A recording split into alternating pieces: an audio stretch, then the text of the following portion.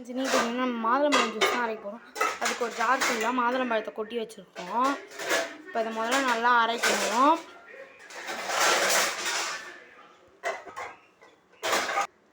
இப்போ பார்த்தீங்கன்னா நல்லா அரைச்சிடலாம்.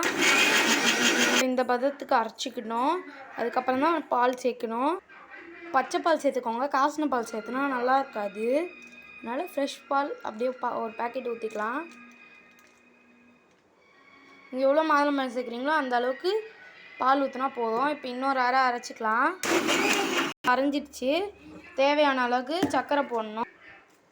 1 டீஸ்பூன், 2 டீஸ்பூன், 3 டீஸ்பூன் 3 டீஸ்பூன் அளவுக்கு சேர்த்துக்கணும்.